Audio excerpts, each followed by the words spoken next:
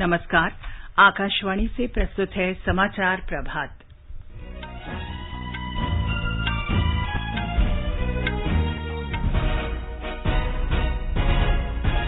प्रधानमंत्री नरेंद्र मोदी ने कहा, संयुक्त राष्ट्र में व्यापक सुधारों के बिना विश्वास का संकट बना रहेगा। प्रधानमंत्री आज वीडियो कॉन्फ्रेंस के जरिए आईआईटी गुवाहाटी के दीक्षांत समारोह को संबोधित करेंगे। सरकार ने रबी फसलों का न्यूनतम समर्थन मूल्य बढ़ाया। रेलवे ने मेक इन इंडिया नीति के अनुरूप 44 वंदे भारत रेलगाड़ियों के लिए संशोधित निविदा जारी की। संसद ने स्वास्थ्य कर्मियों को सुरक्षा देने के लिए महामारी संशोधन विधेयक को मंजूरी दी और नोवाक जोकोविच ने इटालियन ओपन टेनिस टूर्नामेंट में पुरुष सिंगल्स का खिताब जीता।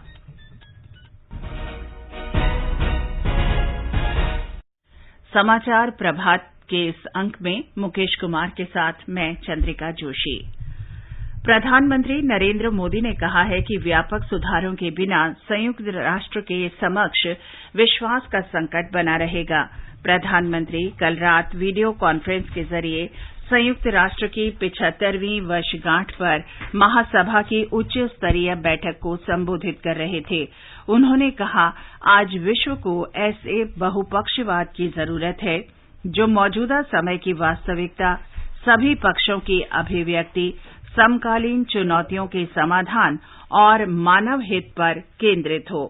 We cannot fight today's challenges with outdated structures.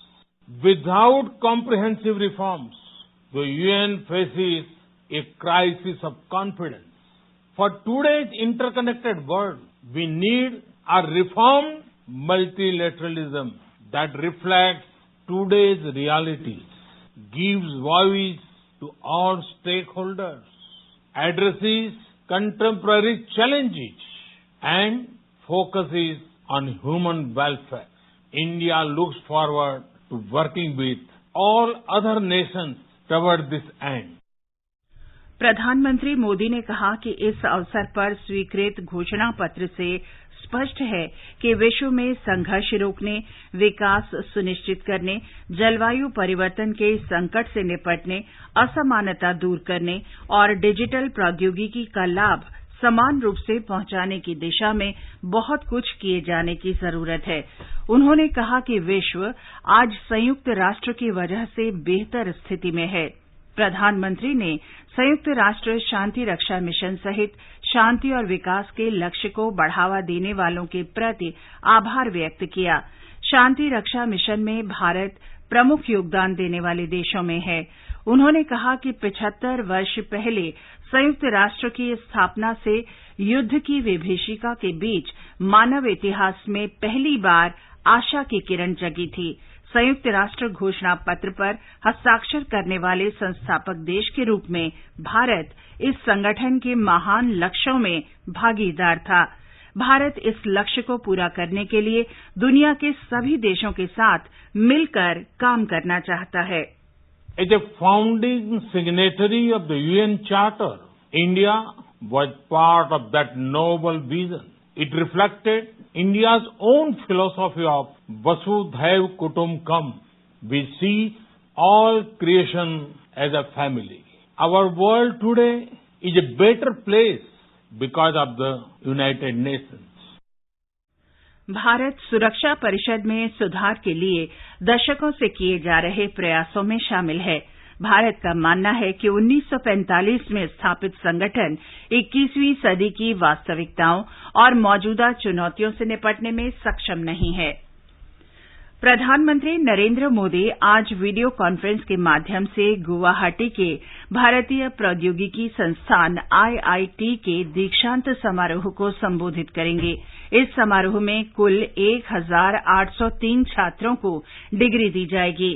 Assam के मुख्यमंत्री सर्बानंद सोनोवाल, केंद्रीय शिक्षा मंत्री रमेश पोखरियाल निशंक, केंद्रीय शिक्षा राज्य मंत्री संजय धोत्रे सहित कई जाने माने लोग इस समारोह में भाग लेंगे।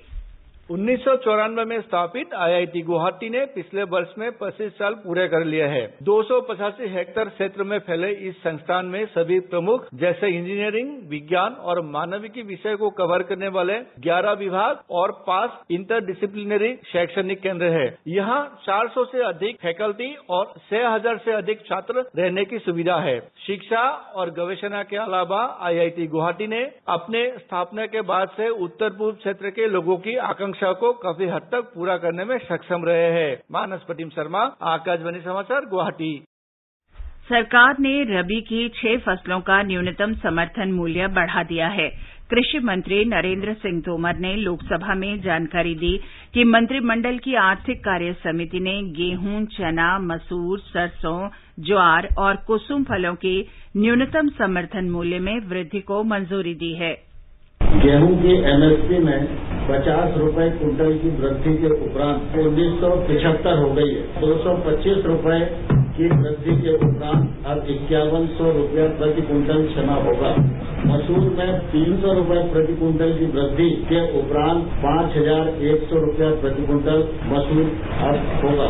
सरसों में 225 रुपए की प्रति क्विंटल की वृद्धि के उपरांत अब 4650 प्रति क्विंटल इसका भाव होगा। जौ में 75 रुपए की वृद्धि के उपरांत 1600 रुपए प्रति क्विंटल इसका भाव होगा। कुसुम में 112 की वृद्धि उपरांत 5327 प्रति क्विंटल MSP निर्धारित की गई है। श्री तोमर ने बताया कि सरकार ने पिछले 6 वर्षों में सरकारी खरीद के लिए किसानों के लिए लगभग 7 लाख करोड़ रुपए की राशि मंजूर की है। गृह मंत्री अमित शाह ने रबी की 6 फसलों का न्यूनतम समर्थन मूल्य बढ़ाने के केंद्रीय मंत्रिमंडल के फैसले का स्वागत किया है। प्रधानमंत्री का आभार व्यक्त करते हुए श्री अमित शाह ने कहा कि मोदी सरकार का प्रत्येक दिन और प्रत्येक क्षण किसानों और गरीबों के हित के लिए समर्पित है। रबी की 6 उपज का न्यूनतम समर्थन मूल्य बढ़ाकर मोदी सरकार ने एक बार फिर किसानों और निर्धनों के कल्याण का संकल्प व्यक्त किया है। सरकार का ये प्रयास किसानों की आय दोगुनी करने की दिशा में महत्वपूर्ण कदम है। पंजाब में भारतीय जनता पार्टी प्रदेश इकाई किसानों को क्रांतिकारी कृषि विधेयकों से अवगत कराने के लिए सभी गांवों में 1 महीने का अभियान चलाएगी। इस दौरान विधेयकों को लेकर फैली भ्रांतियां दूर करने का प्रयास किया जाएगा।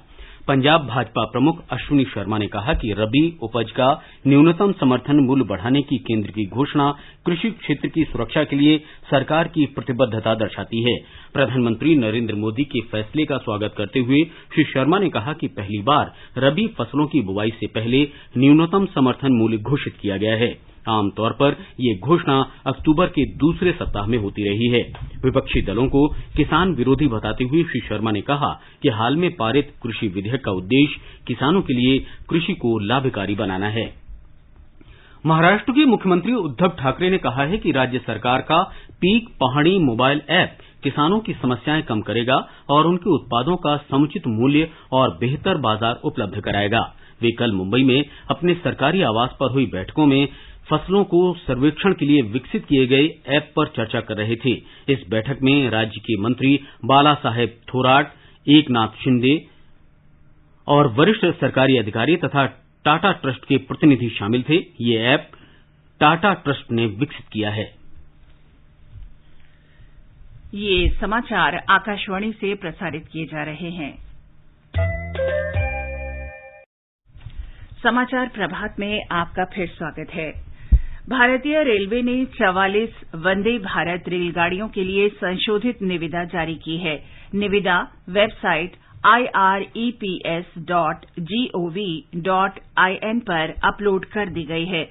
रेल मंत्रालय ने एक वक्तव्य में बताया कि संशोधित निविदा सरकार की मेक इन इंडिया नीति के अनुरूप है। संशोधित निविदा में रेलगाड़ियों की बोगी और उपकरणों के लिए स्थानीय कलपुर्जों का हिस्सा बढ़ाकर 75% कर दिया गया है। मंत्रालय ने बताया कि आत्मनिर्भर भारत के लिए उद्योग और आंतरिक व्यापार संवर्धन विभाग के संशोधित नियमों के तहत ये पहली बड़ी निविदा जारी की गई है जिसमें 75% घरेलू घटकों का प्रावधान है।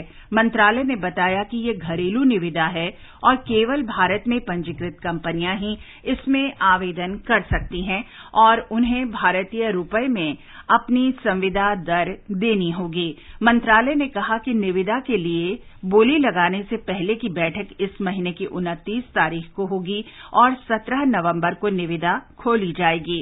रेलगाड़ियों के डिब्बे और उपकरण integral coach factory Chennai, rail coach factory Kapurthala और मॉडर्न कोच फैक्ट्री रायबरेली में तैयार किए जाएंगे। छत्तीसगढ़ में जगदलपुर से रायपुर और हैदराबाद के लिए कल उड़ान सेवा शुरू हो गई। मुख्यमंत्री भूपेश बघेल ने उड़ान का उद्घाटन किया। इस अवसर पर एक वीडियो संदेश में केंद्रीय नागरिक उड्डयन मंत्री हरदीप सिंह पुरी ने कहा, इससे घने जंगलों, ऊंची पहाड़ियों, झरनों और विशिष्ट आदिवासी संस्कृति के लिए विख्यात बस्तर क्षेत्र में पर्यटन को बढ़ावा मिलेगा। उन्होंने कहा कि हवाई संपर्क से इस क्षेत्र के लोगों की आकांक्षाएं पूरी होंगी और स्थानीय अर्थव्यवस्था में तेजी आएगी।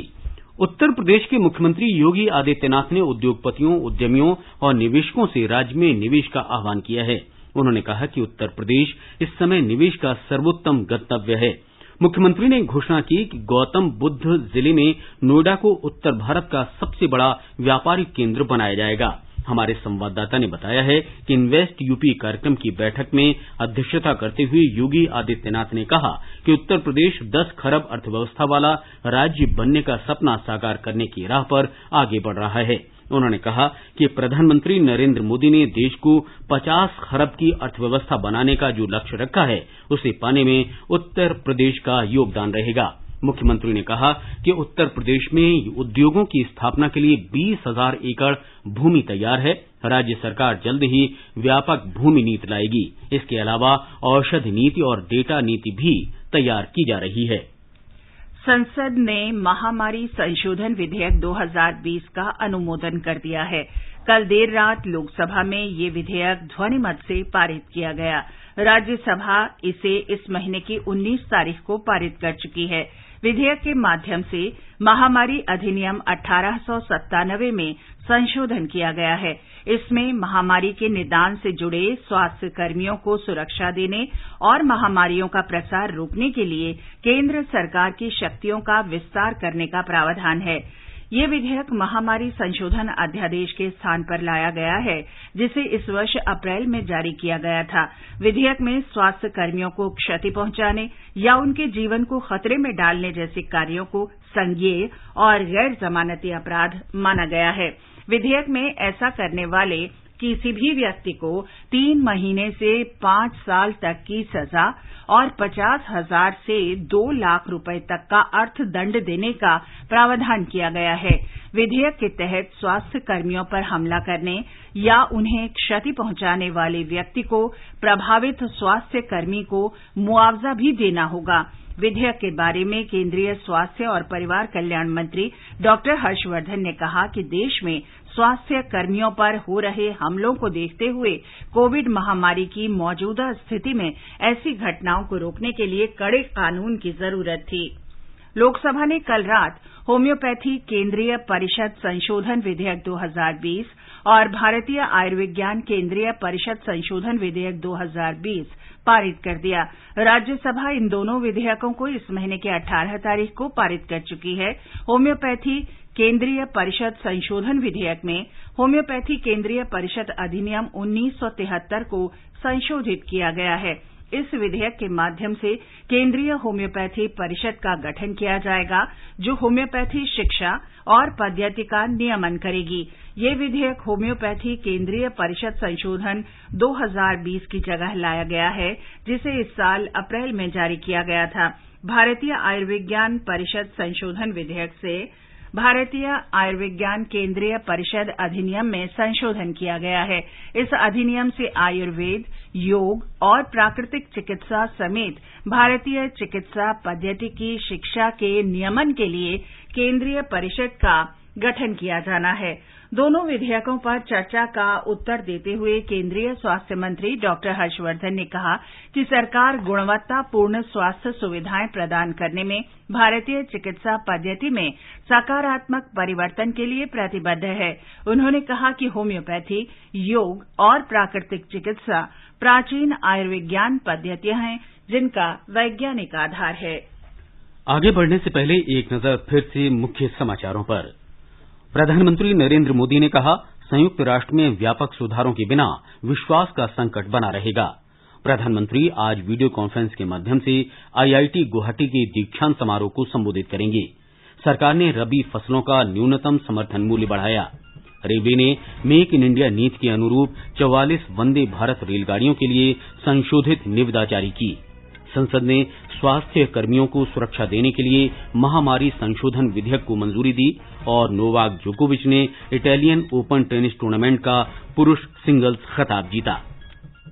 भारत कोविड रोगियों के स्वस्थ होने के मामले में दुनिया में शीर्ष स्थान पर है। स्वास्थ्य मंत्रालय के अनुसार देश में अब तक 43,96,000 से अधिक रोगी ठीक हो चुके हैं। गुजरात में पिछले 24 घंटे के दौरान 1,430 लोगों में कोविड-19 संक्रमण की पुष्टि हुई। राज्य में अब इस संक्रमण से प्रभावित होने वालों की संख्या 1,24,767 हो गई है। ब्यौरा हमारे संवाददाता से। गुजरात में कल 1,316 मरीज ठीक होने के साथ राज्य में मरीजों के ठीक होने की दर 84.23% हो गई है। कुल 38,62,000 से अधिक लोगों का कोविड-19 के लिए परीक्षण किया जा चुका है। इसमें से 61,897 परीक्षण कल एक ही दिन में किए गए। सबसे अधिक 290 नए मामले कल सूरत में दर्ज हुए। इस वक्त राज्य में 16,337 सक्रिय मामले हैं। कल 17 मरीजों की मृत्यु के साथ कोविड-19 से जान गंवाने वाले मरीजों की संख्या 3,339 हो चुकी है। इस बीच संक्रमण के नए मामले सामने आने के बाद अहमदाबाद नगर निगम ने 14 नए क्षेत्रों को माइक्रो कंटेनमेंट जोन में शामिल किया है। योगेश पंड्या, आकाशवाणी समाचार, अहमदाबाद। तमिलनाडु में कोविड संक्रमित लोगों की संख्या 5,47,000 तक पहुंच गई है। इस महामारी से अब तक 4,92,000 लोग उपचार के बाद ठीक हो चुके हैं। इस बीच भारतीय रिजर्व बैंक के पूर्व गवर्नर सी रंगराजन ने तमिलनाडु की अर्थव्यवस्था को कोविड से पहले के स्तर पर लाने के बारे में अपनी रिपोर्ट कल चेन्नई में मुख्यमंत्री इडापड्डी के पलनीसामी को सौंप दी।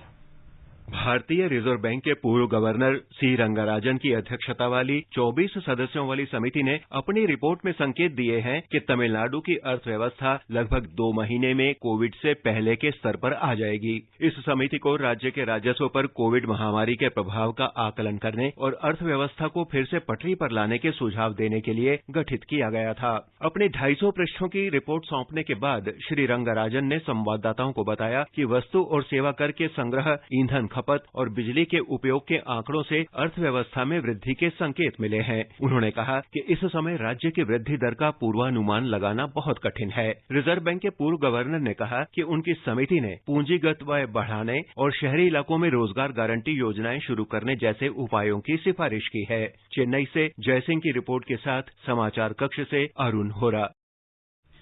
मध्य प्रदेश में कोविड रोगियों में तेजी से सुधार हो रहा है। राज्य में स्वस्थ होने की दर 77.3% पहुंच गई है। हमारे संवाददाता ने बताया है कि सरकार द्वारा किए जा रहे स्वास्थ्य सुधार कार्यक्रमों से मृत्यु दर में कमी आई है। मध्य प्रदेश में प्रति 10 लाख पर कोरोना परीक्षणों की संख्या 22,425 तक पहुंच गई है। वहीं प्रदेश में पॉजिटिविटी रेट 5.87% है। अपर मुख्य सचिव स्वास्थ्य मोहम्मद सुलेमान ने बताया कि राज्य में कोविड-19 के 8,803 मरीज होम आइसोलेशन में हैं, जो कि कुल मरीजों का 39% है। उधर सरकार ने अधिकारियों को निर्देश दिए हैं कि स्थानीय स्तर पर धर्मगुरुओं, विभिन्न समाजों के प्रतिनिधियों, स्वयंसेवी संस्थाओं, चिकित्सकों और व्यापारियों की सलाह तथा उन्हें विश्वास में लेकर कोरोना नियंत्रण के लिए आवश्यक उपाय सुनिश्चित किए जाएं। वहीं राज्य में कोविड-19 मामलों की संख्या 1,08,000 से ज्यादा हो गई है, जबकि स्वस्थ होने वाले मरीजों की संख्या 83,618 है। मध्य प्रदेश में अब 22,542 सक्रिय मामले हैं। संजीव शर्मा, आकाशवाणी समाचार, भोपाल। दिल्ली में साकेत के मैक्स अस्पताल के डॉक्टर बलबीर सिंह ने कहा कि वरिष्ठ नागरिकों के साथ मधुमेह और हृदय रोग के पीड़ित व्यक्तियों पर अधिक जोखिम है। आकाशवाणी से बातचीत में उन्होंने कोविड-19 से बचाव के लिए मास्क पहनने के महत्व पर चर्चा की। पॉपुलेशन जो हाईएस्ट रिस्क पे है वो डायबिटिक्स है, हार्ट पेशेंट्स हैं और ओल्डर पेशेंट्स हैं। 3 ग्रुप्स हैं जो बिल्कुल हाई रिस्क पे हैं। जब तक वैक्सीन नहीं आती, मास्क एक वैक्सीन है आपके पास, हैंड सैनिटाइजेशन, हैंड वॉश एक वैक्सीन है। जब तक वैक्सीन नहीं आती उसको पूरी तरह से यूज करिए।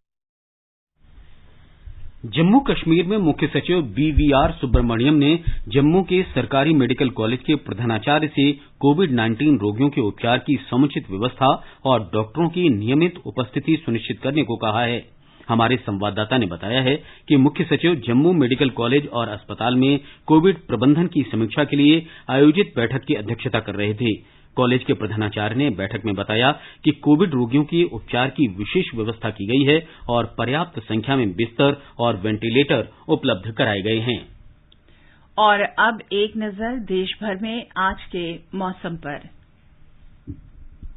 राष्ट्रीय राजधानी दिल्ली में न्यूनतम तापमान 22 डिग्री सेल्सियस रिकॉर्ड किया गया और अधिकतम तापमान 35 डिग्री सेल्सियस रहने का अनुमान है। मुंबई में बादल छाए रहेंगे और भारी बारिश हो सकती है। यहां न्यूनतम तापमान 26 डिग्री सेल्सियस दर्ज हुआ और अधिकतम 32 डिग्री सेल्सियस के आसपास रहेगा। चेन्नई में भी हल्की बारिश होने की संभावना है। यहां तापमान 26 और 33 डिग्री सेल्सियस के बीच रहेगा। कोलकाता में न्यूनतम तापमान 35 डिग्री सेल्सियस रिकॉर्ड किया गया और अधिकतम 31 डिग्री सेल्सियस रहने का अनुमान है। जम्मू में न्यूनतम तापमान 22 डिग्री सेल्सियस दर्ज हुआ और अधिकतम 32 डिग्री सेल्सियस रह सकता है। श्रीनगर में आसमान साफ रहने की उम्मीद है। यहाँ न्यूनतम तापमान 9 डिग्री सेल्सियस दर्ज किया गया। गिलगित की बात करें तो यहाँ आसमान साफ रहेगा और तापमान 11 से 34 डिग्री सेल्सियस के बीच रह सकता है। मुजफ्फराबाद में भी आसमान साफ रहेगा। यहाँ न्यूनतम तापमान 16 डिग्री सेल्सियस दर्ज हुआ, अधिकतम तापमान 35 डिग्री सेल्सियस के आसपास रह सकता है। चंडीगढ़ में न्यूनतम तापमान 26 डिग्री सेल्सियस रिकॉर्ड हुआ, अधिकतम 34 डिग्री सेल्सियस रहने के आसार हैं। अहमदाबाद में आंशिक रूप से बादल छाए रहने की संभावना है। यहाँ न्यूनतम तापमान 27 डिग्री सेल्सियस रिकॉर्ड हुआ। समाचार कक्ष से श्रीराम शर्मा। सेवा सप्ताह श्रृंखला के अंतर्गत आज प्रधानमंत्री आवास योजना पर विशेष रिपोर्ट प्रसारित की जा रही है। पिछले 6 वर्षों के दौरान नरेंद्र मोदी सरकार ने जन सुविधाओं के साथ आवास उपलब्ध कराने पर जोर दिया है। प्रधानमंत्री नरेंद्र मोदी ने ग्रामीण आवास योजना का पुनर्गठन कर प्रधानमंत्री आवास योजना ग्रामीण के नाम से 20 नवंबर 2016 को आगरा से इसकी शुरुआत की। इस योजना का उद्देश्य 2022 तक 2 करोड़ 95 लाख आवासों का निर्माण करना है। इस महीने की 12 तारीख को मध्य प्रदेश में गृह प्रवेशम कार्यक्रम को संबोधित करते हुए श्री मोदी ने कहा था कि महामारी के बीच देश भर में प्रधानमंत्री आवास योजना ग्रामीण के अंतर्गत 18 लाख आवासों का निर्माण कार्य पूरा किया गया। कोरोना के काल में तमाम रुकावटों के बीच भी देश भर में प्रधानमंत्री आवास योजना के तहत 18 लाख घरों का काम पूरा किया गया है। इस दौरान जिस गति से काम हुआ वो भी अपने आप में एक रिकॉर्ड है। सामान्य तौर पर प्रधानमंत्री आवास योजना के तहत एक घर बनाने में औसतन 125 दिन का समय लगता है। कोरोना के इस काल में पीएम आवास योजना के तहत घरों को सिर्फ 45 से 60 दिन में ही बनाकर तैयार कर दिया गया है। प्रधानमंत्री आवास योजना पर हमारे संवाददाता की एक रिपोर्ट। प्रधानमंत्री आवास योजना ग्रामीण की शुरुआत सभी ग्रामीण क्षेत्रों में लोगों को आवास प्रदान करने के उद्देश्य से की गई है। इस योजना को और व्यापक बनाया गया है क्योंकि इसके तहत घरों में पानी, गैस, शौचालय और बिजली की आपूर्ति जैसी सुविधाएं शामिल हैं। इस योजना के तहत घरों के निर्माण में नई तकनीक का उपयोग किया जा रहा है। वहीं प्रधानमंत्री आवास योजना शहरी की शुरुआत 2015 में की गई थी, जिसका उद्देश्य शहरी क्षेत्र के पात्र लाभार्थियों को पक्का मकान उपलब्ध कराना है। इस योजना के तहत आवास एवं शहरी कार्य मंत्रालय को लगभग 1 करोड़ 12 लाख आवास की वैध मांग प्राप्त हुई है। अब तक इस योजना के तहत 1 करोड़ 7 लाख से अधिक आवास स्वीकृत किए जा चुके हैं। आनंद कुमार, आकाशवाणी समाचार, दिल्ली। गांधीवादी दर्शन पर हमारी श्रृंखला में आज हम स्वच्छता पर गांधी जी के विचारों पर रिपोर्ट प्रसारित कर रहे हैं। गांधी जी पश्चिमी परंपराओं के कटु आलोचक थे, लेकिन उन्होंने स्वीकार किया कि स्वच्छता का पाठ उन्हें पश्चिम से ही सीखने को मिला। गांधी जी चाहते थे कि भारत के लोग भी इन आदतों को अपनाएं। उन्होंने भारतीयों से अनुरोध किया कि न केवल व्यक्तिगत जीवन में बल्कि समाज में भी स्वच्छता का पालन करें। एक रिपोर्ट। महात्मा गांधी बचपन से ही छुआछूत जैसे भेदभाव को पसंद नहीं करते थे। गांधी जी के गृहनगर में एक सफाई कर्मी उका मैला ढोने का काम करते थे। गांधी जी जब भी उका को छू लेते तब उनकी माँ पुतली बाई उन्हें स्नान करवाती। गांधी जी ने इस बात पर अपने माँ को सवाल किया था। राष्ट्रपिता ने दलित समुदाय के लोगों के साथ छुआछूत और दुर्व्यवहार के खिलाफ कई अभियान चलाए और उनके सशक्तिकरण के लिए हरिजन सेवक संघ की स्थापना की। गांधी जी ने दलित मुद्दों को आवाज देने के लिए एक समाचार पत्र हरिजन भी प्रकाशित किया। आनंद कुमार के साथ अनुपम मिश्र, आकाशवाणी समाचार, दिल्ली। सर्बिया के नोवाक जोकोविच ने अर्जेंटीना के डिएगो श्वार्ट्जमैन को 7-5, 6-3 से हराकर इटालियन ओपन टेनिस प्रतियोगिता का सिंगल्स खिताब जीत लिया है। ये जोकोविच का 36वां मास्टर्स खिताब है। प्रतियोगिता के महिला सिंगल्स फाइनल में रोमानिया की सिमोना हालेप ने मौजूदा चैंपियन चेक गणराज्य की कैरोलिना प्लिस्कोवा को हराकर अपना पहला इटालियन ओपन खिताब जीता। आईपीएल क्रिकेट प्रतियोगिता में आज शारजाह में राजस्थान रॉयल्स का मुकाबला चेन्नई सुपर किंग्स से होगा। कल दुबई में खेले गए मैच में रॉयल चैलेंजर्स बेंगलोर ने सनराइजर्स हैदराबाद को 10 रन से हराया। जीत के लिए 164 रन के लक्ष्य के जवाब में सनराइजर्स हैदराबाद की टीम 19 ओवर और 4 गेंद में 153 रन पर सिमट गई। जॉनी बेयरस्टो ने 43 गेंद में 61 रन बनाए।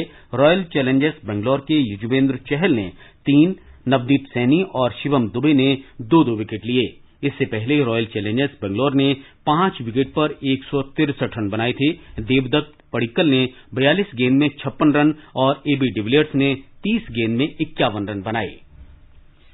राष्ट्रीय हरित अधिकरण एनजीटी की नामक्कल जिले की विभिन्न क्षेत्रों में कावेरी नदी में हो रहे प्रदूषण की जांच आज जारी रहेगी।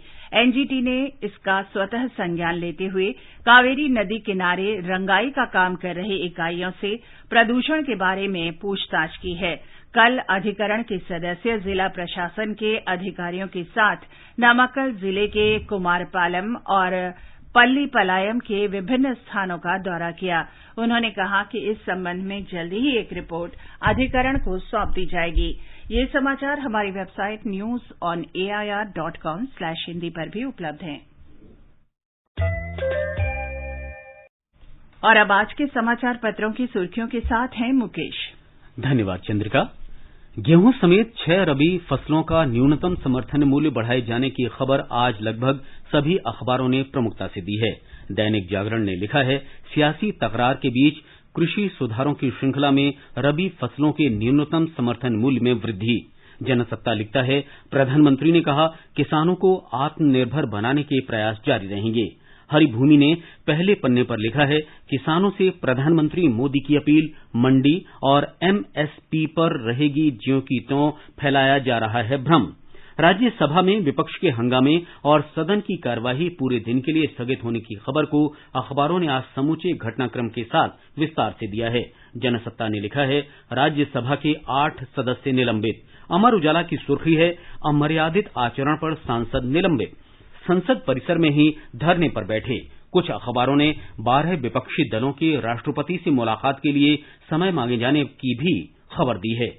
राजस्थान पत्रिका ने लिखा है, पहली बार वर्चुअल विधानसभा आयोजित कर मध्य प्रदेश ने दिखाया रास्ता। ऑनलाइन शामिल हुए 57 विधायक। लगभग सभी अखबारों ने भारत और चीन के बीच कल हुई वार्ता की खबर मुख्य पृष्ठ पर देते हुए लिखा है, चीन से भारत ने कहा, पहले अपने सैनिकों को पीछे हटाओ। दैनिक जागरण ने इसे भारत चीन के कमांडरों के बीच मैराथन बातचीत बताया है। जनसत्ता और नवभारत टाइम्स ने सुर्खी दी है, नौसेना में पहली बार 2 महिला अफसरों की युद्धपोत पर तैनाती, टोही विमान और पनडुब्बी का संचालन करेंगी। अमर उजाला ने इसे ऐतिहासिक पल बताते हुए लिखा है, जल्द ही राफाल को मिलेगी महिला पायलट। राष्ट्रीय सहारा ने मुख्य पृष्ठ पर बॉक्स में लिखा है, कोविड-19 मामलों में बढ़ोतरी का कारण लोगों का गैर जिम्मेदाराना रवैया है। लगातार तीसरे दिन 90,000 से अधिक लोग संक्रमित हुए। अखबार ने स्वास्थ्य मंत्री हर्षवर्धन के हवाले से लिखा है, ऐसा लगता है लोग अनलॉक प्रक्रिया को गलत समझ बैठे हैं और ऐसा मान रहे हैं मानो सब ठीक हो गया है। स्वास्थ्य मंत्री ने कहा कि संक्रमण को लेकर अब भी सभी एहतियात बेहद जरूरी। दैनिक भास्कर ने लिखा है, दिल्ली में 24 घंटे में 2,500 से अधिक नए मरीज, 32 की मौत। विश्व प्रसिद्ध ताजमहल को पर्यटकों के लिए 6 महीने बाद फिर खोले जाने की खबर कुछ अखबारों ने चित्र के साथ दी है। और अंत में मुख्य समाचार एक बार फिर। प्रधानमंत्री ने कहा, संयुक्त राष्ट्र में व्यापक सुधारों के बिना विश्वास का संकट बना रहेगा। प्रधानमंत्री आज वीडियो कॉन्फ्रेंस के जरिए IIT गुवाहाटी के दीक्षांत समारोह को संबोधित करेंगे। सरकार ने रबी फसलों का न्यूनतम समर्थन मूल्य बढ़ाया। रेलवे ने मेक इन इंडिया नीति के अनुरूप 44 वंदे भारत रेलगाड़ियों के लिए संशोधित निविदा जारी की। संसद ने स्वास्थ्य कर्मियों को सुरक्षा देने के लिए महामारी संशोधन विधेयक को मंजूरी दी। और नोवाक जोकोविच ने इटालियन ओपन टेनिस टूर्नामेंट में पुरुष सिंगल्स का खिताब जीता। इसके साथ ही समाचार प्रभात का ये अंक समाप्त हुआ। नमस्कार।